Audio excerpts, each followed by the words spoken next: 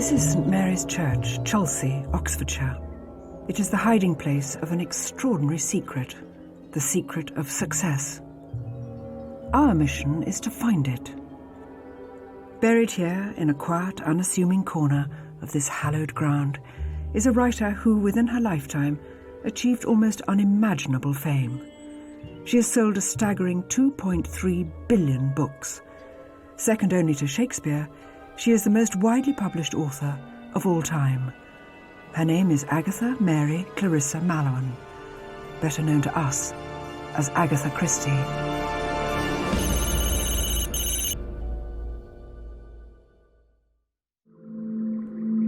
The secret of Agatha's success is hidden, of course, not in the grave at all, but in her writing. It's a secret that stares us in the face every time we open one of her books.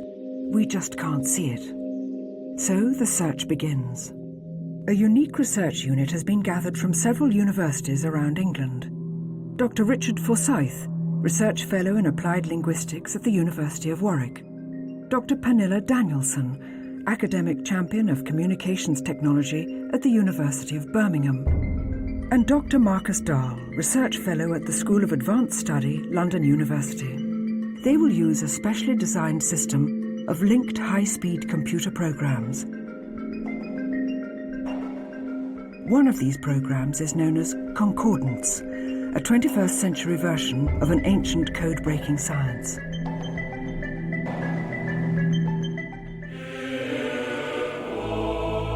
It was a science that began in the Middle Ages, when theological scholars started to look at the Bible in a novel way. They were hoping to achieve a greater understanding of the mysteries believed to be hidden in its passages, by looking for patterns, messages, codes, mortal techniques to help them read the Word of God. To do this, they had to create a way of studying groups of words to reveal secrets invisible to the naked eye.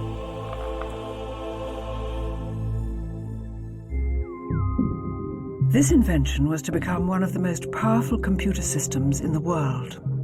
It was used by Richard Forsyth in two extraordinary investigations. First, during the 1996 elections, when New Labour was on the brink of victory. A sharply critical, yet anonymous newspaper article appeared, threatening to dash Tony Blair's first chance of government. The author was mysteriously called Cassandra, but who was hiding behind the name? Dr. Forsyth raced against the clock. The evidence he uncovered put Ken Livingstone squarely in the frame, although he has yet to admit it. And most famously, this amazing computer technology exposed the anonymous author of Primary Colours. During the 1992 US elections, someone wrote an extremely embarrassing account of Bill Clinton's presidential campaign. The story caused a scandal across the United States. Mandy, did you write this book? Nope. Wish I did. It's a great book. Altman, you did not write this book. No, I didn't. Come on, Paul, say it. You're back in Austin. Larry. Nope, word of honor. I didn't do it. I must say I admire the publisher and the author. It's the only secret I've seen kept in Washington in 3 years. Once again, the author, a Newsweek journalist Joe Klein, was unmasked by the power of this extraordinary computer technology. The same technology that is now reaching into the core of Agatha's writing, into the very heart of this most private of people. She was born, I think, in Devon, or in the West Country somewhere, or lived in the West Country somewhere. And she lived and wrote, I suppose, her most famous works between the wars. That's about all I know. I only ever knew her as the grey-haired lady of the photograph they used in all of the plays. Whenever there was a play, they always put that photograph of her in the programme. I don't believe we do know who she was, and I don't believe we ever will. There's nothing that I've read that paints a picture for me of who this woman was, this woman with this amazing knowledge of crime. She actively shunned publicity, and she is somebody who sought to keep themselves very, very private. Agatha is a mystery to all of us. I think she has many hidden facets, and I don't think we'll ever know the full story behind Agatha, because she was very careful, I think, to cover her tracks just as a good murderer would. I don't know who she was. Agatha was born into a creative family, most of whom wrote in one form or another. However, by the time she was a little over 5 years old, Agatha's mother, Clara, suddenly decided no child should be taught to read before the age of 8. But the remarkably gifted young Agatha had other ideas. She loved to listen to the stories her governess would read her, until one day she found she was able to read her favourite book, The Angel of Love. What lovely presents we have. Agatha's governess was forced to admit, apologetically, that Miss Agatha could read.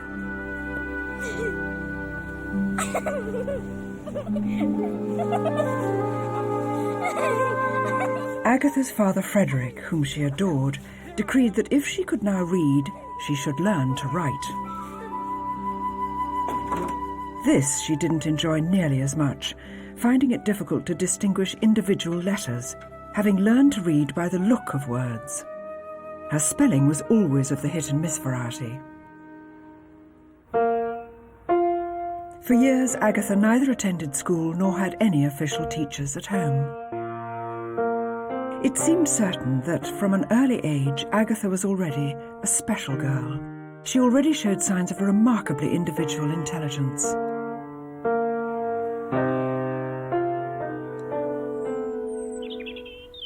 Her first published work was at the age of 11, when the local paper campaigning against the introduction of trams to Ealing included her poem.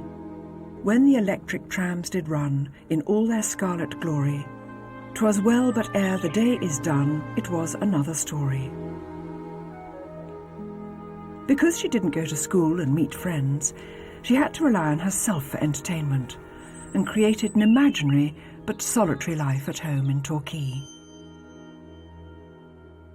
Mundane day-to-day existence was always rich in possibility, and if the paperboy didn't turn up, Agatha's agile mind would construct a murderous plot. 6, 5, 4. Sometimes, when her elder sister Madge came back from school, You don't really think she would play disturbing mind games with Agatha.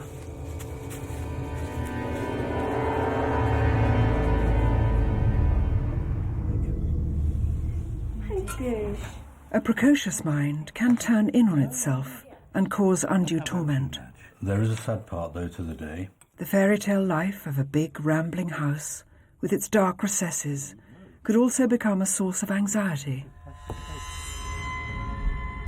Over and over, she suffered a recurring nightmare in which her family was threatened by a shadowy figure, a gunman, dressed in military uniform.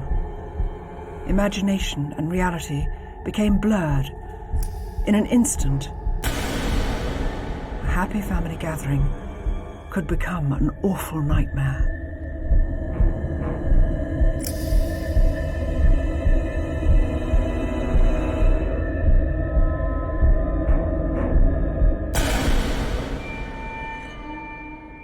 Agatha's childhood continued to have a haunting undercurrent. After her father's death, the 13-year-old was overcome by fears that her mother too might die. Suffering the helpless panic that only a child can, she took to sitting just outside her mother's bedroom door at night, listening intently for the sound of her breathing. Coming up, we discover how this sensitive little girl created a unique formula, a recipe for success that would captivate millions of fans. Dr. Marcus Dahl is given special permission for an historic viewing of Agatha Christie's secret notebooks. And we take a journey into the dark world of divorce, disappearance, and trance.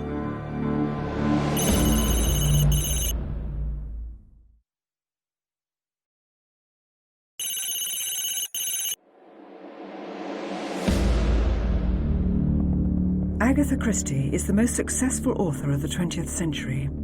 Our special research team is using the latest computer technology to find the key to her phenomenal success.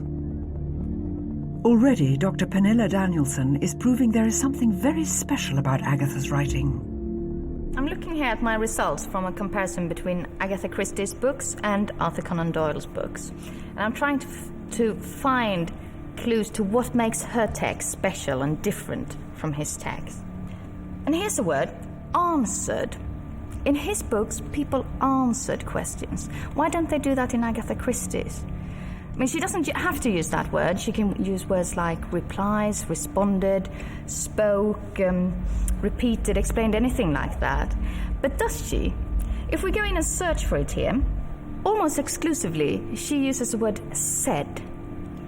Said is a much more general verb than replied and responded. But she uses it all the time. We already know that she's not trying to be Shakespeare. She doesn't try to introduce new words, new phrases, middle-range English. That's fine with her. She uses it sort of everyday language, and she repeats it. So she's not challenging you with her vocabulary. You are free to focus on the plot. Agatha may never have written a detective story at all if her sister Madge hadn't bet against her. Agatha's sister Madge was ostensibly the better writer. She'd been published in Vanity Fair, and she later had a play on in the West End. I mean, she was a very gifted woman in her own right, and a more dominant personality than Agatha. According to Agatha's autobiography, they had a chat one day, and sort of, could you write a detective story? And they both sort of said, oh, I don't know, could you, you know, and Madge, her sister, sort of said, well, I bet you couldn't. You know, as sisters do. Guess who the murderer was? Agatha sort of agreed that she couldn't do it, but then she said the germ of the idea was in there. It wasn't until the First World War, whilst working as a nurse, that Agatha finally took up the challenge and wrote her first book, The Mysterious Affair at Styles. It was written in quiet moments amidst the chaos of wartime England, the plot relying heavily on her newfound knowledge of poisons. She had recently qualified as a dispensing chemist, and that knowledge would serve her well throughout her writing career. The book wouldn't find a publisher until 1920, more than 5 years later. It would be a moderate success and well reviewed, especially by the Pharmaceutical Journal.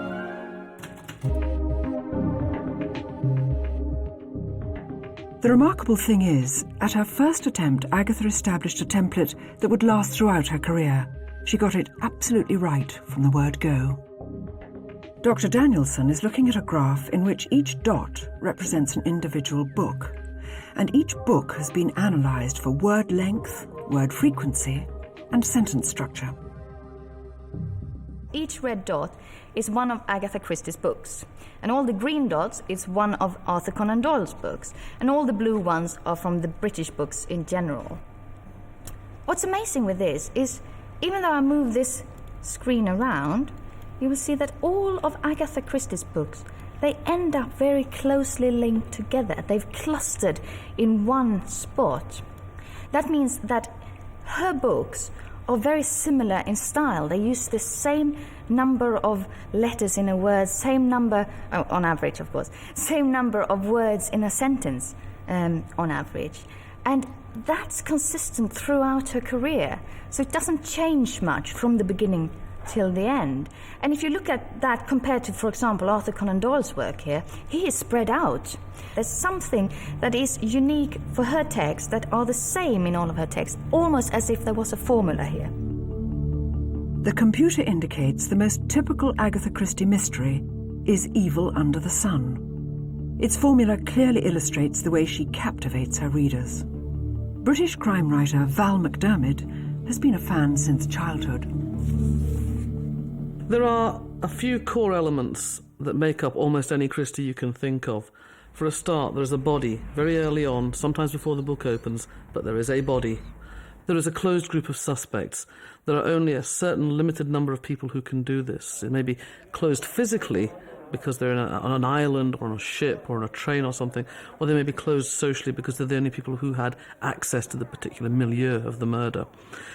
And then you have the detective, who can either be one of her series characters, Poirot, Miss Marple, or it may be someone that we're meeting for the first time who is caught up in this crime in one way or another. You have a series of red herrings and dust thrown in the reader's eye to make us think that we're getting somewhere, we know what's going on, we think we've got it. I wish you to consider very carefully a bathing cap, a bath, a bottle, a wristwatch, the diamond, the noonday gun, the breath of the sea, and the height of the cliff. From that, you should be able to solve it yourselves.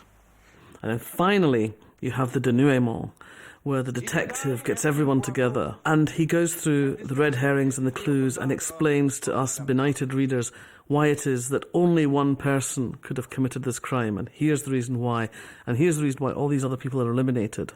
I came to the conclusion that it was you, Madame Redfern. Me? And then you have solution, closure at the end. My God, you're a wonder, Poirot.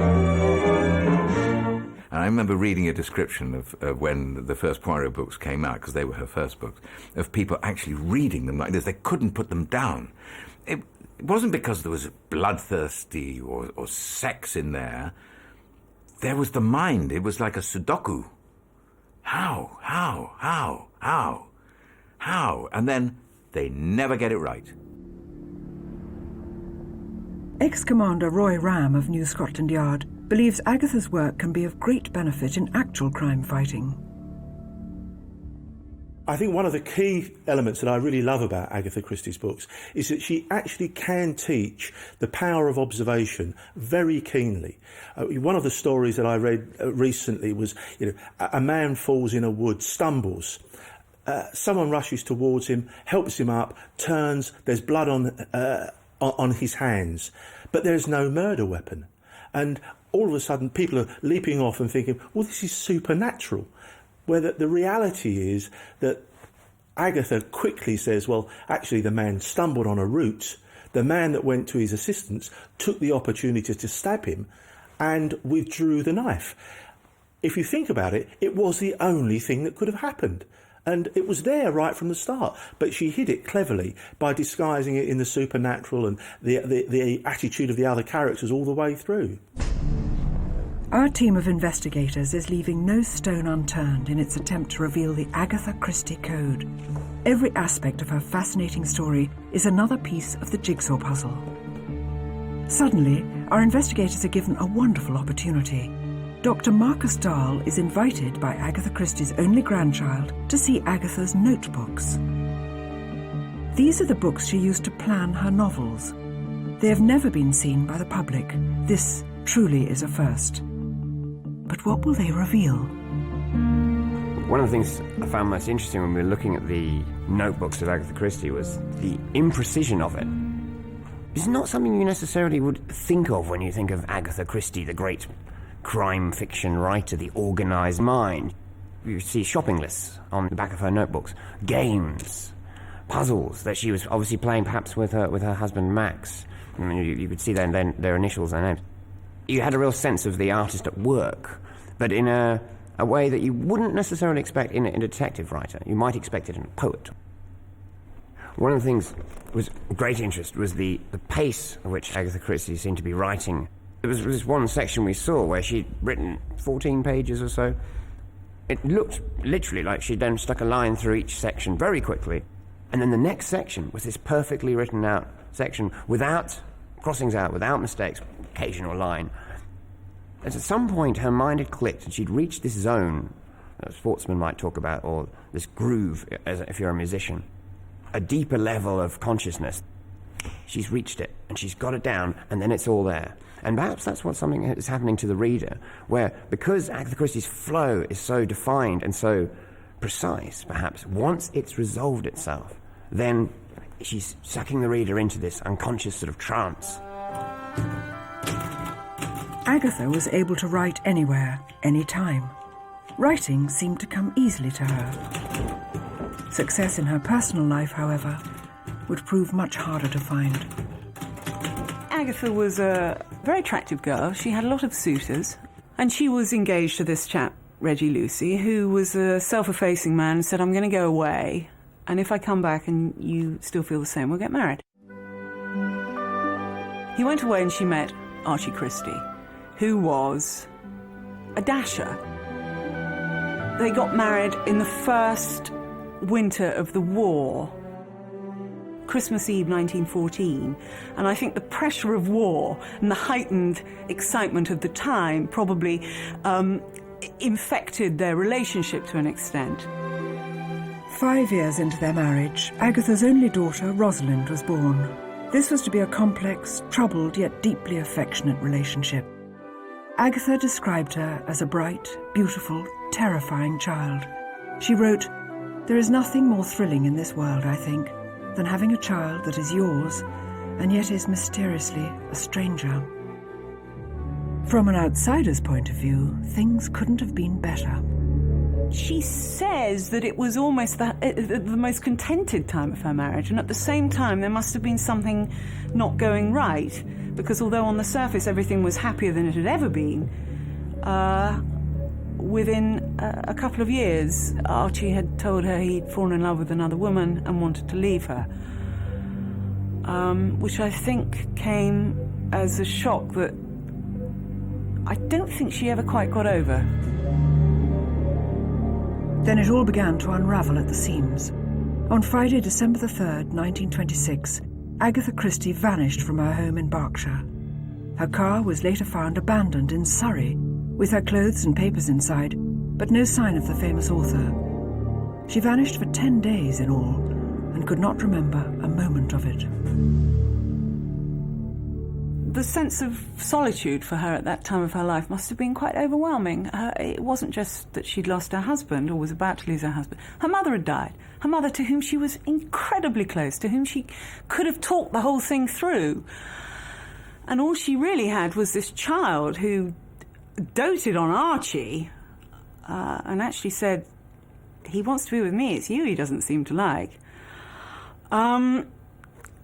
And she had to keep up appearances to Rosalind, so she had no one really to whom she could sort of break down. So what could she do? She went away to break down. Doesn't seem to me to be that mysterious. Agatha spent the time at the Harrogate Hydro, having signed in using a name similar to that of her husband's mistress. The incident doesn't appear in her autobiography, and she never mentioned it again. Next, our research team throws some light on Agatha's darkest hour and takes us beyond her plot lines to reveal the unexpected effect Agatha's writing has on our minds. I believe the main reason Agatha Christie is so successful is because of the pattern of addiction that she creates in her readers through brain chemistry. Could this explain why The Mousetrap became the longest-running play of all time? People like it, but who can say why?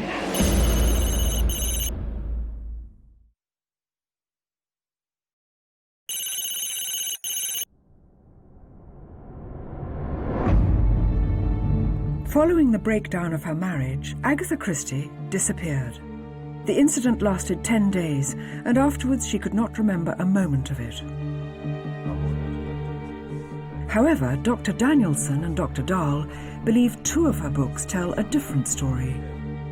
Just before and just after her disappearance, Agatha wrote The Murder of Roger Ackroyd and The Mystery of the Blue Train. It seems that both books contain certain words that reveal her disturbed psychological state at the time. She's coming up with these strange words which seem oddly like they're an unconscious memory of her altered state of mind. These words: affected, lunatic, asylum, anxiety, curious, madness, identity, haunted, vague, premonition. And then this marvellous passage where it sounds like she's summing up what the doctors have said to her about perhaps her illusionary condition or something. That the doctor immediately snorted with contempt. Brain fever? Brain fever? No such thing as brain fever, an invention of novelists. But don't you think this was a way for her to deal with what has happened? Because she never wrote about the disappearance anywhere, not in her autobiography or anywhere else. And like you were talking about before, that this creative state she was in, this flow, this trance-like state, perhaps her disappearance was just that she got into a much deeper version of that, and afterwards she couldn't remember anything. Darian Leader is one of Britain's most celebrated psychologists. He has his own opinion about Agatha's memory loss. It's sometimes said that in those 2 weeks, Agatha Christie was suffering from an amnesia, but it seems that there's very little evidence that it was amnesia. She didn't approach anyone to try and find out something about her identity, as amnesiacs often do, she didn't approach a policeman or someone in uniform, something that happens commonly in amnesia, the kind of behaviour you might expect from an amnesiac patient.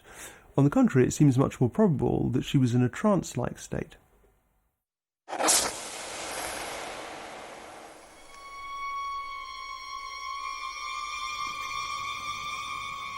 In the early 1900s, séances were extremely fashionable, and falling into a trance was all the rage. Agatha's mother Clara was known to have experimented. However, although they appear in at least 10 of her stories, Agatha herself never attended a séance. Her logical mind distrusted anything supernatural. And apart from that, the role of the medium often attracted money-seeking fakes and confidence tricksters who hoodwinked vulnerable clients using cheap theatrical tricks and amateur dramatics.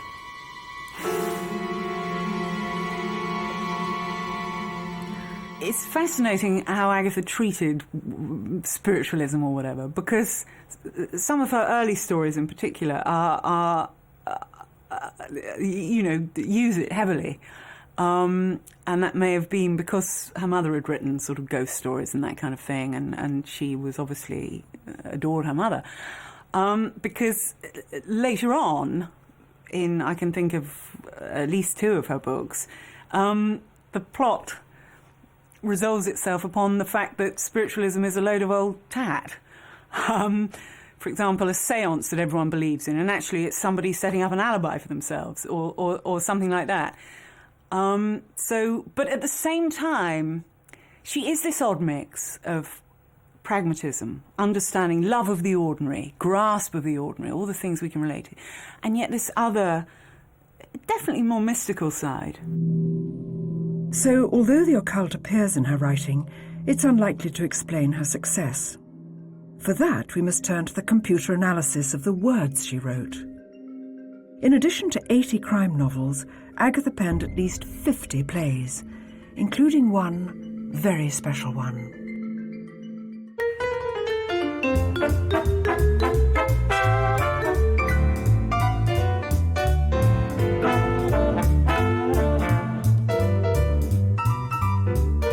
The Mousetrap was a present for Her Majesty Queen Mary's 80th birthday. It quickly broke all British box office records, and in 1962 celebrated an unprecedented 10-year run. People like it, but who can say why? How many years would you give the Mousetrap yet? I wouldn't like to prophesy. I've always said it's coming off next year for years, but it never has. So. And it looks very much like it never will. It's now in its 53rd year and still going strong. But there's a new show in town. And Then There Were None is a classic Agatha Christie murder mystery with a twist. Classic because it's set in a confined space, in a hotel on a small island, plenty of red herrings, and anyone could have done it. The twist is, there is no detective to solve this seemingly impossible puzzle. 10 people, unknown to each other, are invited to a house party. Would you care to dance, Miss Claythorne? I'd be delighted, Mr. Marston. The host doesn't show, but his evil intentions quickly become clear. Ladies and gentlemen, may I have your attention? it's the record! Your attention, please. What the devil? I accuse you, Edward George Armstrong, on March the 14th, 1925, of causing the death of Louisa Mary Cleves. What?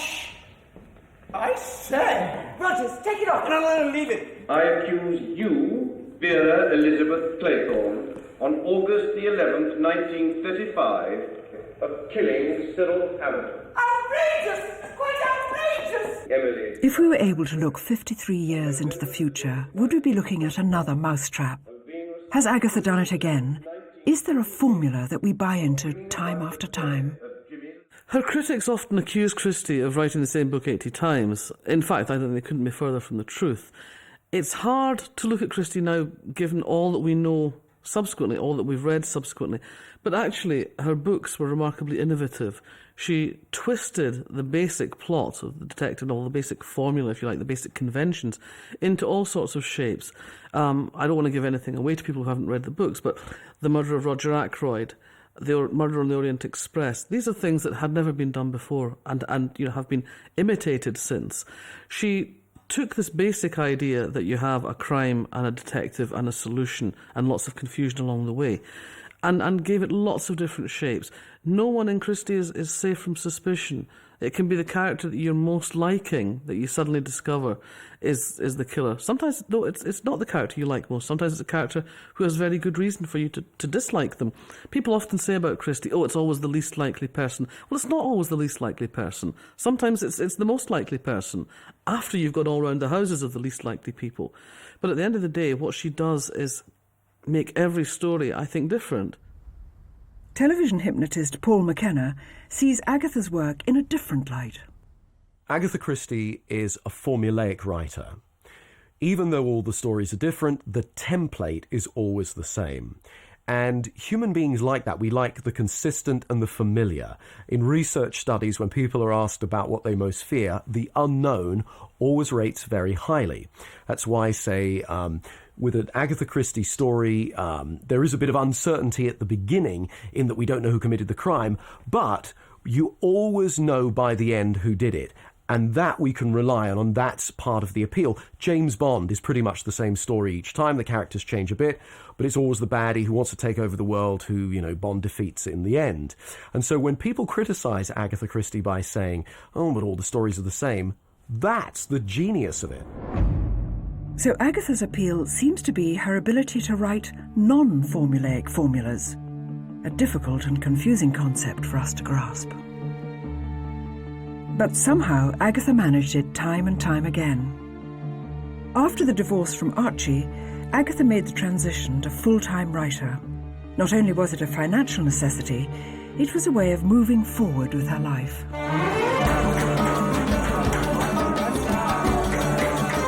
She threw herself into writing and travelling and fell in love with the Middle East.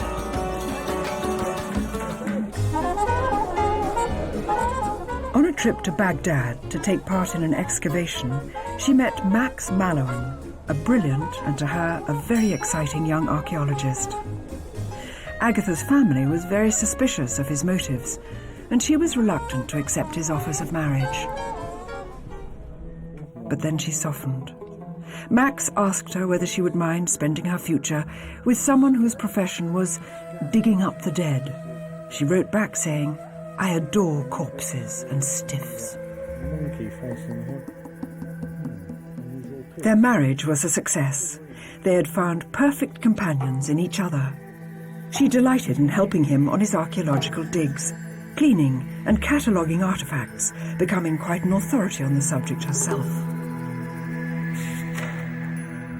Life with Max in the cradle of civilization was a profound source of inspiration for her. Many of her famous mysteries, including Death on the Nile and Murder on the Orient Express, were influenced by her regular visits to the Middle East. She found she could write anywhere and was extraordinarily prolific. 80 books, 50 plays, and at least 120 short stories. The words just seemed to flow. And these words have an appeal that has never been equalled. Will her secret ever be revealed? Dr. Marcus Dahl believes he has found a key that could unlock the mystery.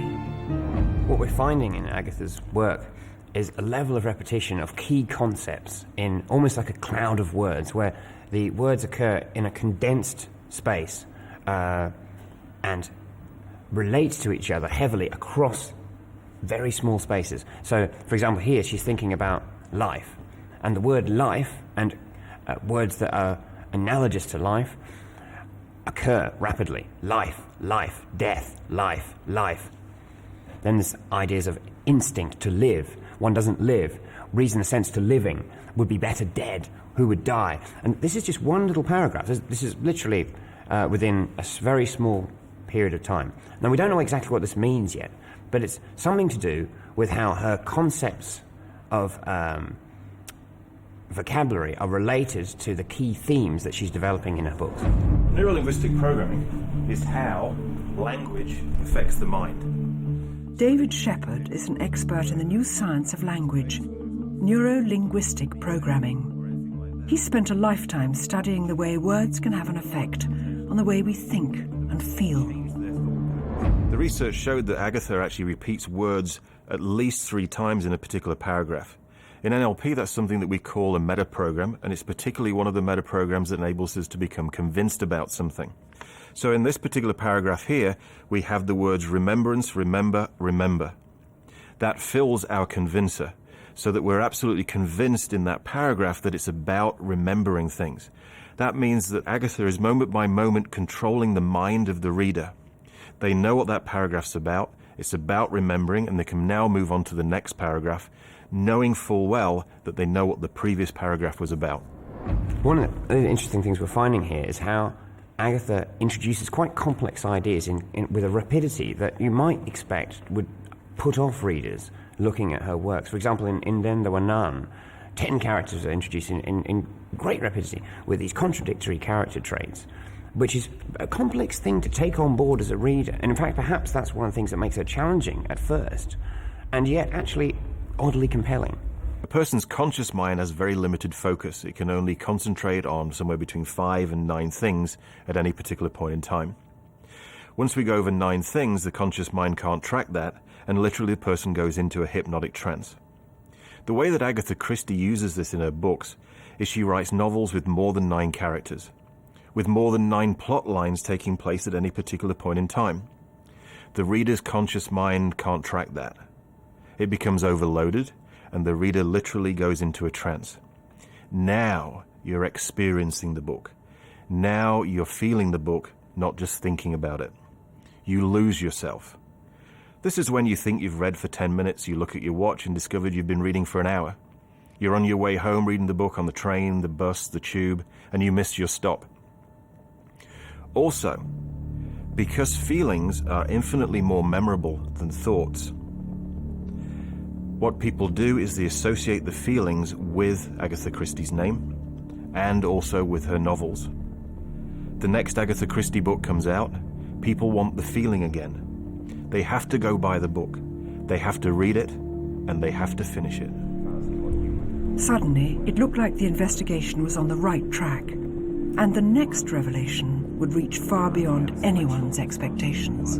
It's just another example of what makes her an exquisite hypnotist.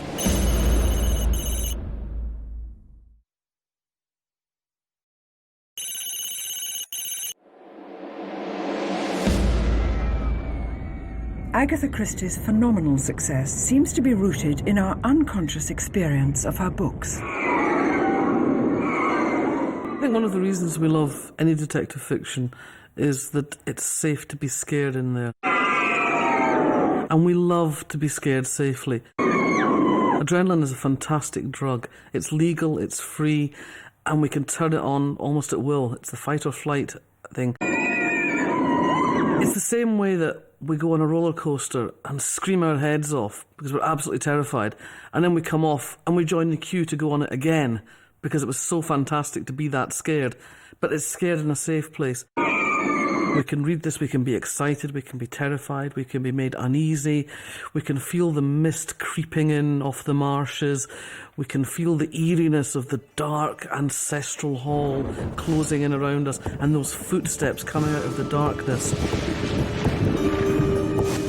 But we know it's safe. The detective will save us from what's bad and horrible out there.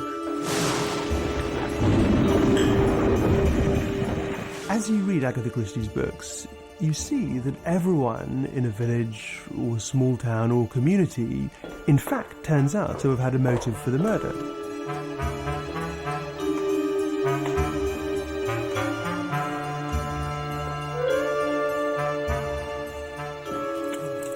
And then you take games like Cluedo, where you're trying to work out who the murderer is. And the great paradox of those games is the fact that you're playing them with your family, with a close community with your friends? And isn't the lesson that we learn from Agatha Christie the fact that really we've probably got murderous wishes towards all the people that we're playing the Cluedo game with?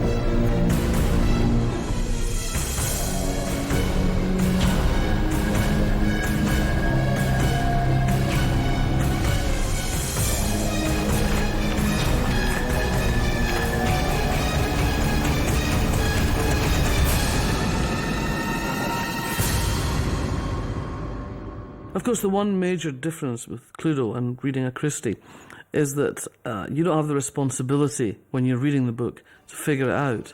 You can rest yourself in the hands of Miss Marple or Poirot, but with Cluedo, you actually have to go out there on the high wire and be Miss Marple or Poirot. You have to take the risks, you have to make the decisions. You eliminate suspects, you eliminate possible weapons, you eliminate locations. You have to make the choice at the end. Where would human beings be if they didn't have the belief that somewhere someone knew something, knew about the mysteries of human life, knew about the things in life that we can't explain or make any sense of? And one of the captivating things about Agatha Christie's books is that she creates little worlds in which, at the end, everything is explained. There's someone there, Poirot or Miss Marple, who reveals things to us, who explains things, who solves the mysteries. In other words, it's a universe in which meaning prevails. Dr. Dahl has discovered an ingenious device in Agatha's writing. It seems to confirm Val McDermid's adrenaline theory. We're very excited what we're finding about how Agatha is controlling the speed at which we read her books. The way she does this is by changing the level of descriptive passages. There are more descriptive passages at the beginning of her book than there are at the end. This has the effect of streamlining her plots so that we read more quickly towards the end of her books. Literally, we're rushing towards the end. So Agatha appears to be writing in a way that not only grips the reader's attention, but very precisely controls the act of reading itself. I believe the main reason Agatha Christie is so successful is because of the pattern of addiction that she creates in her readers through brain chemistry. When we crave something, we release a chemical called dopamine. It's the motivation neurotransmitter. When we satisfy ourselves by getting what it is that we want, we release serotonin, which is the happy neurotransmitter, makes us feel high.